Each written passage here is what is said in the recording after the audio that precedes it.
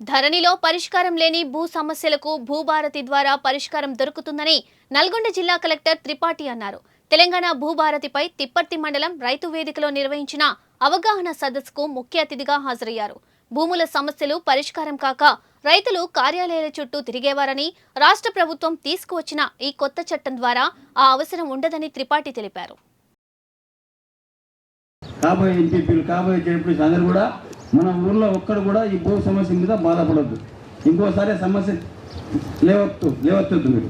ఎందుకంటే మీరు అందరూ ముందు మీరు అవగాహన చేసుకుంటారు, చట్టాన్ని చదువుకొని తర్వాత మన వాళ్ళు చెప్పండి. అసైన్మెంట్ అనేది అప్పుడు గవర్నమెంట్ ల్యాండ్ ఉండేది, అది వేస్ట్ ల్యాండ్ కావచ్చు, ఏదైనా కావచ్చు.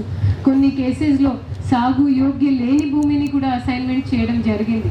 మరి అలాంటివి ల్యాండ్స్ అయితే రైతులకి పనికి రాదు. సరే, ఇప్పుడు అయితే కొత్త జనాభా కూడా విపరీతంగా పెరిగింది, కొత్త గవర్నమెంట్ బిల్డింగ్స్ కావాలి. అసైన్మెంట్ కొత్తగా లాస్ట్ టైం గతంలాగా ఒక 100 ఎకరం ఇవి అన్నీ చేయడం కొంచెం కష్టం. ఉన్నప్పటికీ కూడా మన రాష్ట్ర ప్రభుత్వం ఇంద్రమ్మ ఇల్లు మాధ్యంతో ల్యాండ్లెస్ పువర్స్కి ఇల్లు కల్పించడం 2 BHK మాధ్యంతో అది చేస్తూ ఉంది. సెకండ్ ఇష్యూ మీరు అడిగేది, సరే అసైన్మెంట్ ఆర్డీఓ గారి పేరు మీద అయింది, ఇప్పుడు మోకా మీద ఇలా గారు ఉన్నారు.